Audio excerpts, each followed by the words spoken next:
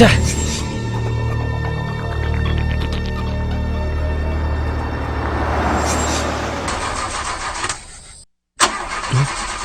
ఇంజన్కి ఏమైందిరా బాబు?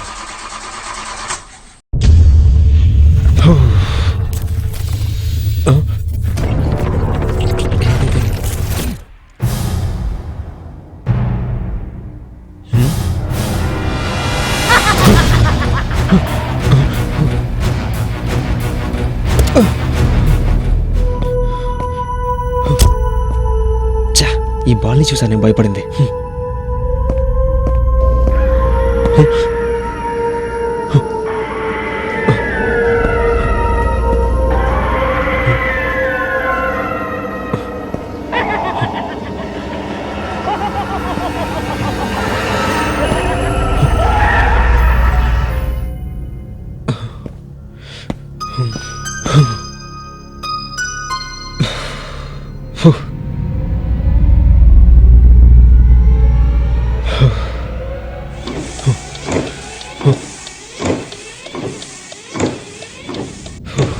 టైమా రాత్రి 2:30.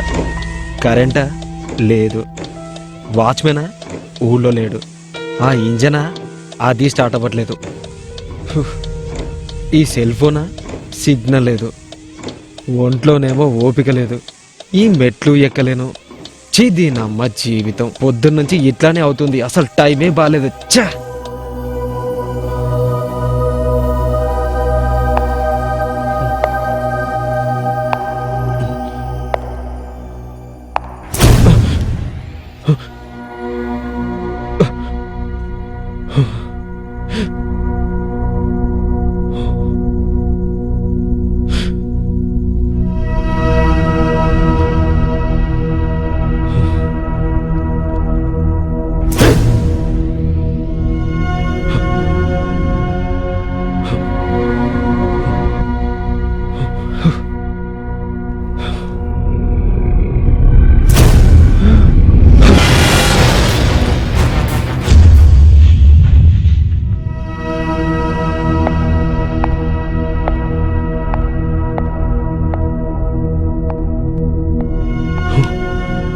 దీనివల్లే కదా నాకు రాత్రంతా ఆ ప్రాబ్లమ్స్.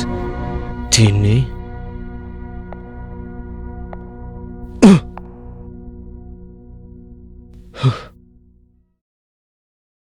మనం అనుకుంటాం కానీ మనకి తెలియని ఏవో అదృశ్య శక్తులు మన చుట్టూ తిరుగుతున్నాయి. మనం ఎంత ట్రాషని కొట్టిపారేసినా, ఇగ్నోర్ చేసినా ఒక్కటి మాత్రం నిజం.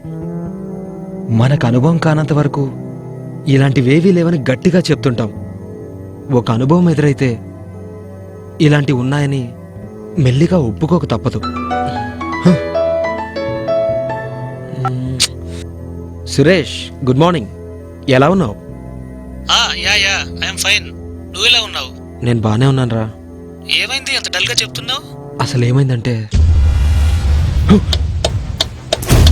రిషి, అయినా మనం ఇలాంటి నమ్మం కదా. నిజమే, నేను అదే అనుకుంటున్నాను. అయినా ఈ రోజుల్లో ఇలాంటివన్నీ నమ్మడం ఏంటి? రెడిక్యులస్.